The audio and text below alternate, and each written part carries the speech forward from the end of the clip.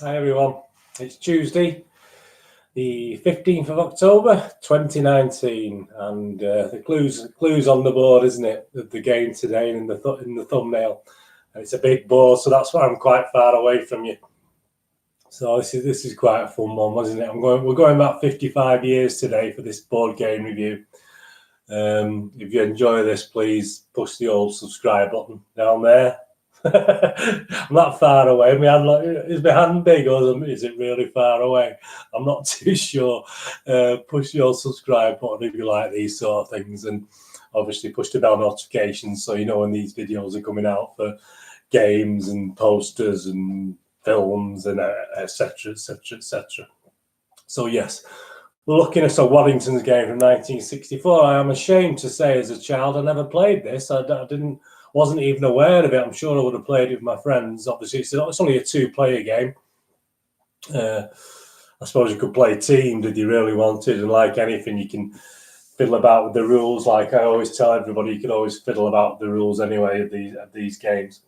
Obviously, Waddingtons. As far as I can see, this is one of the first real sort of war games, board-based war games that Waddingtons brought out here in the UK, or the UK had. We weren't obviously very big on that sort of thing at the time. And obviously, as far as war games go, it's quite simple compared to what we have these days, isn't it? Right, so let's get on with this. Let me show you the board and play this game. I've seen videos in other languages on the internet, but I've not seen obviously the an English sort of version of it. I've seen various things. It's quite a popular game on Board Game Geek. It gets the rate of 6 out of 10, which is pretty good for a game of this age. I mean, you don't usually score that highly, but this does actually do very well. And there's a lot of love for this game. There is a lot of love. If you wanted to buy it, it's normally priced. I mean, a year ago you would have been paying a bit more. Actually, there's quite a few copies about at the moment, between £40 and £60. So it's quite expensive. But as you can see, you're buying a little bit of history, aren't you, with this? So what's the story behind the Battle of the Little Big Horn? Well, it's the Sioux and the Cheyenne Indians were increasingly hostile to the prospectors pouring across North and South Dakota. Chief Sitting Bull gathered a force by the Little Bighorn River, just north of the Montana-Wyoming border, ready to strike. 3 columns of U.S. cavalry were dispatched to subdue the Indians. The main force stopped short of the Indian camp. General Custer was sent ahead to make contact, but to await support before attacking. However, nearing the Little Bighorn, Custer, his movements now being watched, decided to attack at once. What he did not know was that Sitting Bull had assembled an unusually big force of 4,000 braves. He divided his men and with the main force rode straight for the centre of the Indian camp. He was quickly surrounded. Greatly outnumbered, Custer fought his way back, but the odds were too heavy and his force was totally destroyed. Now you can relive this historic battle, but you can plan your own strategy. Can you find a way to get Custer, or at least his flag, clear of the battlefield? The opportunities of developing different tactics are endless. This is the most realistic and absorbing battle game ever. Well, it wrote 55 years ago, don't forget.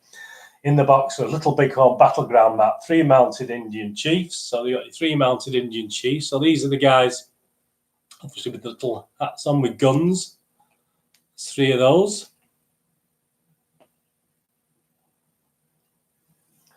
3 mounted tomahawk armed warriors. So these are the tomahawks. Obviously they've not got guns, so they have to be a bit closer, obviously, in combat. So these guys with the little tomahawks. Good condition, this one, actually. So obviously some are better than others when you buy these things.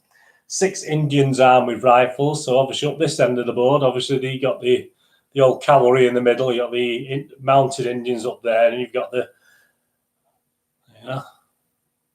standing up with guns. Obviously you've got another one. He's got it on his lap, but it's still the same. He can still shoot, even though it's on his hip. He can still shoot it. So there's 6 of those. 6 Indians armed with rifles. General Custer himself, who has 2, he's got 2 guns, which helps later in the game. He can shoot twice, which is good. We're talking General Custer, so yeah, he should be better than the other guys, shouldn't he? 2 officers. So you've got General Custer's officers. They're the ones with the cutlasses, swords, whatever they're called, with the guns and the swords. So he's got 2 officers, 6 men, and the regimental flag. So there's all 6 men. You've got men standing up, men kneeling down shooting, and the very important regimental flag. Still got number 7 on that side. It's worn out on the other side, but it's still got the number 7. So that's your regimental flag there. So that's all your playing pieces for 2 players. Copyright 1964 Waddingtons. Object of the game. The battle is won by the Indians if Custer and his officers are eliminated. So if this guy and his 2 officers are eliminated, the game's over. Or if this is caught. So if the Indians capture the flag, the old standard. This flag must always be with somebody. Actually, it's always moves with one of the people. It doesn't matter who it is. You know, it always moves with one of the people. The battle is, so that's how the Indians can win. For General Custer to win, the 3 Indian chiefs are eliminated. So if these 3 guys are all killed, obviously Mr. Custer rewrites history and he wins the game. If the flag got to, or if the flag, the other way of winning for General Custer, if you can get this flag accompanied by anybody, so it can be a group of you can go out en masse, obviously, and there's little blue arrows in this distance here. So little blue arrows, can you see that? So if he gets the flag to any of those points, so he obviously, Custer escapes and obviously wins the game. So all these little Indians, I mounted them last night. They all come unmounted, obviously.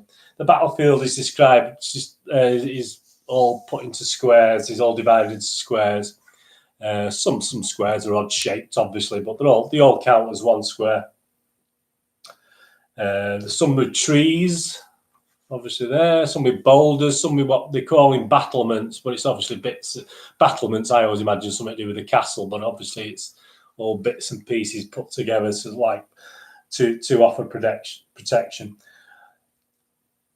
No one may cross the river except at the fords where the rocks join the river bank. So this river, obviously there's a river there, but you can only cross where there are boulders where you can jump across. There's obviously open water, you can't cross it, but obviously where there's boulders, you can go across that. 1, 2, 3, obviously go across that.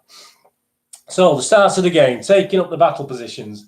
At the beginning of each player's turn, before any attack is made, he may first move his men to new positions. His opponent does have to move any men. So obviously you've got to start on one of those these blue triangles in the middle there. The opponent does not have to move as yet. He's not compelled to do so. It will depend on the plan of attack or defence he wishes to follow.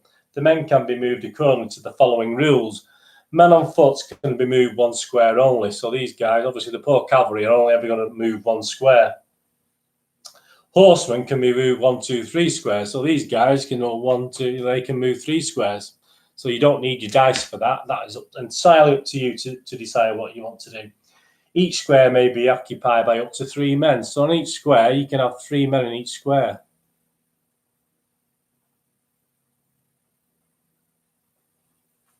Like that. Or, obviously, 1 horseman and 1 person. So if the Indians ever meet up, they can obviously occupy 1 each like that. Or you can have 2 horsemen on 1 square as well. So the squares aren't massive, obviously, and the horses are big, but you can squeeze them on there. You have to be careful. They're a bit fiddly. Well, not too fiddly. I've seen a lot worse more fiddly games than this. At this stage, no man may be moved to a square occupied by the enemy. So, yeah, I mean, this, at the end of the day, you can't, obviously, on your first moves, you can only move a maximum of 3 on a horse and 1 on there anyway. So, obviously, you're not going to get into close quarters just at the start of the game. When this player is satisfied with the position of his men, he declares that he is ready to attack. He attacks in a series of individual combats. In all these, the player's declared attack fires first. So, I mean, as you say, you start the game from the blue square. So, obviously, as the cavalry, you can say, right, I'm not going to move. I'll stay put. I won't do anything. So, obviously, it's then up to the Indians to decide whether they want to come out with their cover and attack the cavalry. Decide individual combats. When it is a player's turn to shoot, you must indicate exactly which man he is shooting. So if this guy moves to there to shoot that block, that cavalryman can shoot him because there's 2 squares between them, so there has to be less than 3. Right. So if the cavalryman goes first, he can decide that yes, I'm going to shoot this guy here. Obviously, he can't shoot this bloke; he's undercover anyway. But he could, in theory, he could also shoot that guy. So there was 2 like that. He'd have to say who he's going to shoot. The man aimed at, if not eliminated, can then fire back. So obviously, I'll go through the dice roll whether you get eliminated or not in a minute. So obviously, this guy, he could shoot this guy and kill him. If he doesn't, he's got the chance to fire back. But again, you don't have to. You don't have to fire back. You might do something. You might want to fire at someone else. You might want to fire at this guy here. So, it's all different. It's all strategy, and as you'd expect with a war game. If they're on adjacent squares, so they were next to each other. So these 2 next to each other on the square, they do have to shoot. They can't not shoot back. So if they're adjacent to it, they would have to shoot back. The player whose turn it is throws his dice. So you got a blue and red dice. So you blue for the cavalry, red for the Indians. Obviously, you can use any dice, obviously, as long as you each have a dice. Player's turn it is throws a dice, and his opponent does the same. So, Mr. Cavalryman, he's thrown a 1. If you throw a 1, that's absolutely 1, 2, and 3 means nothing. If you throw 1, 2, and 3, the shots are judged to have missed and no further action is taken. Obviously, he's attacked him and missed. There's nothing to say the Indian is going to miss, is there? And his opponent throws less. The one with the smaller score must retreat 1 square. So if the Indian threw a 5, this guy has to retreat a square. So either way, he has to get out of the way. Doesn't kill him, he just has to retreat a square. The one with the smaller score must retreat 1 square. He may choose which square to move to, provided it's clearly behind the previous firing position. The man is forced into a square, is not allowed to enter, then he is eliminated. So, if this guy is here, up near the boulders, so up near what's the best way? Say the river. Say he was next to the river. And he's shot there. He can't move back. He can't move back to the river. He could move there, so that's not too bad. But if he was forced, if there's another Indian there, say, he was forced to go back to the river, he would obviously drown and be eliminated, so he'd be out of the game. So, again, this guy has to have somewhere to retreat to. If both players throw the same number, 4 or 5, no further action is taken. So if blue gets a 5 and red gets a 4, then it's a stalemate. They just stay as they are until obviously they just decide on the next move whether he wants to move his player, and he moves his player accordingly. If either player throws a 6, his opponent's man is immediately eliminated. Now, obviously, whoever's gone first, if the blue throws a 6, he's killed this Indian. This Indian's out of the game. He's gone. He's dead. So that's the way of getting rid of him. But you have to throw a 6. So there's the element of luck, obviously, with throwing the 6 to kill the thing.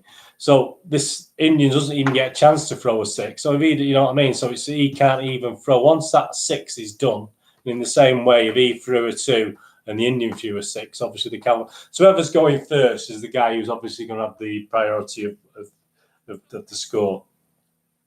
General Custer with his 2 guns is allowed 2 shots. So every time you play General Custer, he can shoot twice. He can do 2. So again, you have to allocate an Indian he's going to shoot at.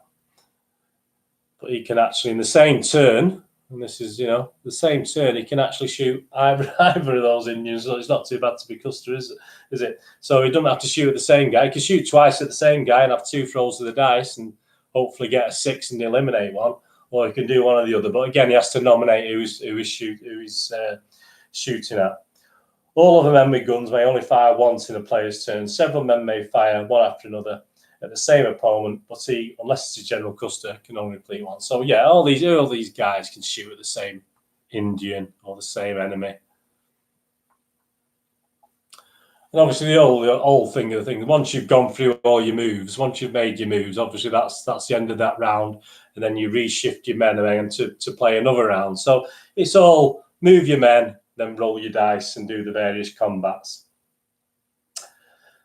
In face-to-face combat, the winner may immediately occupy the square of the one who defeats. So if Custer shoots both these, he's lucky enough to shoot both of them. He can pick and choose which square he wants to be on, and he's obviously moved there. Don't forget, this flag can move with any of the players. So if Custer was in charge of the flag, obviously you can always take that with him. Right, well, why would we be going over there to a chat? Obviously, I'm showing you this because it's near you, but he wouldn't be attacking the guys on the horses. Obviously, you can move up to 3. It would be a bit silly to do that. And some of these guys can shoot as well, so they obviously can do more damage. When a player has completed all his individual combats, the turn passes for the opponent, who may now move his men and begin his attack. So yeah, so obviously at the start of the game, when they're all hiding out in the little squares, it's going to be a little more complicated. But say, for instance, at the start of the game, your cavalry just went on the attack. So let's start. Let's say, right, I'm going to put all my men in this sector of the board. So I'm going to attack the ones on foot. I'm going to ignore the Indians on the horses. So obviously he can move one of each. So I'll get my men out, get my officers out, get Custer out, get him out, get him out. So you choose it, don't you? You're saying, right, no, I'll move him up a little bit so he's got potential to come round. And that's when you take your round. So as long as there's less than 2 squares, these guys can then agree to attack certain Indians. You have to name it. So as you can see, it's strategy. You're going to have to decide what you want to do when you want to do it. That's the old idea of the game. The firing range, memory rifles have a range of 3 squares, so obviously these guys can do it. They can fire across 2 squares at the man in the 3rd square. Sometimes the line of fire will only cross the corner of the square and will still be counted. So when it's all a little bit fiddly there, obviously even if he's firing across the corner squares there, it counts as a full square. So that's one way to do that. Mounted Indians with tomahawks, so these poor guys, must reach a square adjacent to their enemy for the attack. So they can't attack that, even though this guy could shoot the guy with the tomahawk 3 squares away. He can shoot him, obviously. He needs 1, 2, 3 to be on the adjacent square to attack. So he needs, obviously, then to roll the dice to attack again. So that's the benefit of having the guns. They can shoot from distance like in real life, isn't it? I mean, you've got more chances they can shoot from distance. They can, of course, be fired at. Because they cannot enter squares with trees, so these guys can't enter these battlement squares or the rubber or the boulder squares or a tree square because they're on horseback, so they can't enter those squares. They cannot attack a man on such a square. So if this guy is here, he can't attack. He can't be attacked by this Indian because he can't attack because they can't enter anywhere near the square. Both sides can take advantage of cover. So again, horses, who obviously can take cover. They can take cover in the woods. Obviously, the cavalry can take cover in the woods or the boulders. If you're actually being attacked in that position, you can actually add 1 to your dice score. So obviously, when it comes to this guy here, if this guy does come to attack him, he can attack it. So if he gets a 4, or if he gets a 3, if he rolls a 3, go and find the 3, he's got an extra point, so he's actually got a 4. Or if he gets a 5, it becomes a 6, so he can shoot that Indian. So it gets a 5. So every time you're under cover on one of these covered squares, you get an extra 1 point on the dice score. If the line of fire between 2 combatants will pass over one another square containing trees, boulders, or battlements, both men are under cover and no shooting is possible. So obviously, if he's there and they're direct there, there's nothing he can't shoot. He's covered by. He can't shoot that Indian now because it's covered by the battlements there. The flag may never be moved alone. It can only move together with a cavalryman. So the flag. Now it doesn't actually say whether that can be just. Oh, I'm going to give that him over there. And I don't think it can. You literally would have to continuously move with that cavalryman until you got to an adjacent square and pass it to another cavalryman. Now, it doesn't actually say that in the rules, and this is where I say, obviously, you can probably adapt it to yourself. But don't forget, you've got to protect that. If you sort of, these guys are all attacking there and all succeeding, I mean, it wouldn't say much for the Indians to come up and obviously attack the man and get the flag and win the game. So you have to be a little bit careful. Well, it's a war game, so there you go. Moving the flag can't be moved alone. As soon as any Indian can move on to square containing the flag, the cavalry guarding it must, of course, first be eliminated, and then it is captured, and the game is over. Because you see, so there's different elements what you're going to do. And I mean, if you look on Board Game Geek and read about the game, there's people give you strategies and the best strategies to play.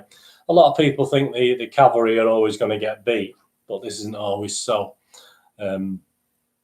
And it's a matter of turns. It's typical war games with turns. The element of luck is obviously in the dice rolls. Obviously, if you've got to do the dice rolls and do that thing.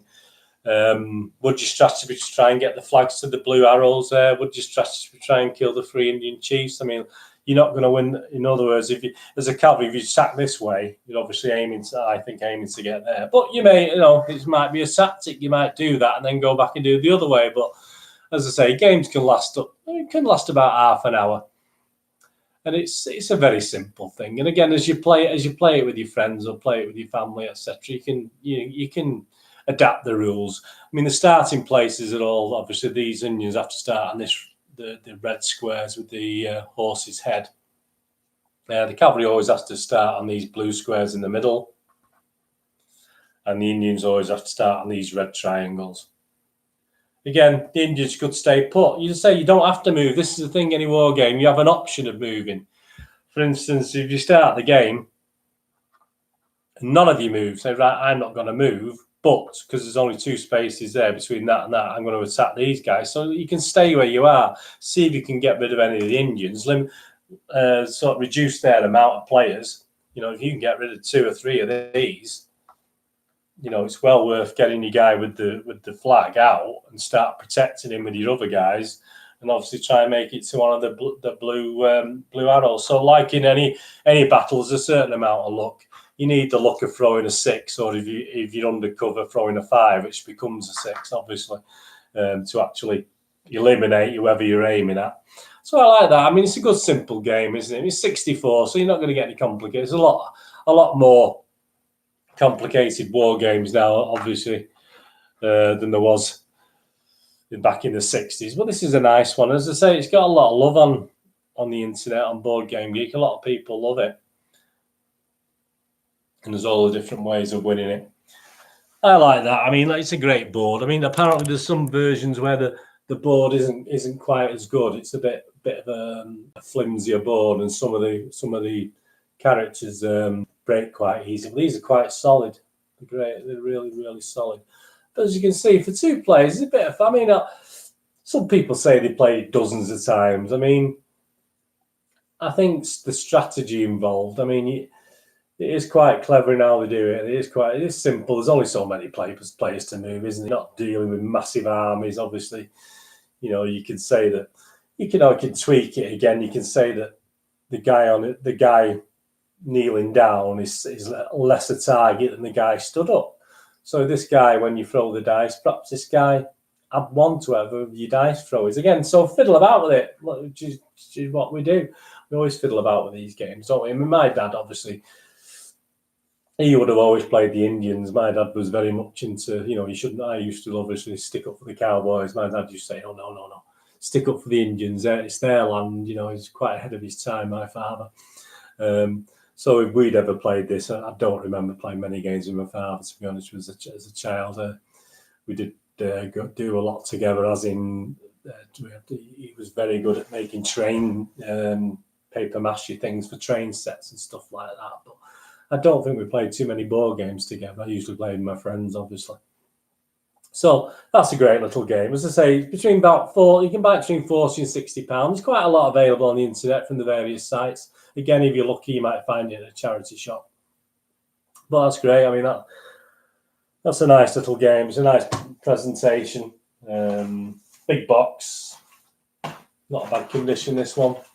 Everything in its place. That's available on moviegamenostalgia.com. And then obviously it's available elsewhere. And as I say, I've got it at the moment.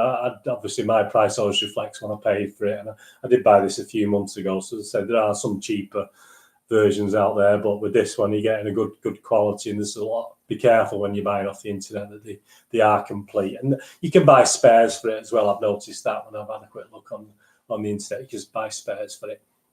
So anyway, this is on the site. Hope you enjoyed that. Push the old subscribe button. Push the bell notification so we'll know when these things are coming out, and I'll be back next Tuesday with another game review. No idea yet. I've got so many there. I'll think of on something a little bit.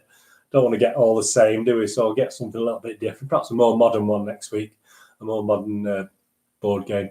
You can follow me on Twitter at nostalgia_movie. You can follow me on Facebook at Bernardine, with links to movie game nostalgia for movies, posters, board games. Hope you enjoyed that. Whatever you're doing with the rest, have a great one. Look after yourself, look after your friends, and more importantly, look after your family. And I'll see you all again tomorrow with the cinema releases. So the UK cinema releases tomorrow. There's a couple of good ones. Well, there's actually 3 or 4 good ones tomorrow. It's quite a busy week this week. So if you enjoy going to the cinema, that's well worth looking forward to. So thanks for watching, and I'll see you all again very, very soon. Bye for now. Bye.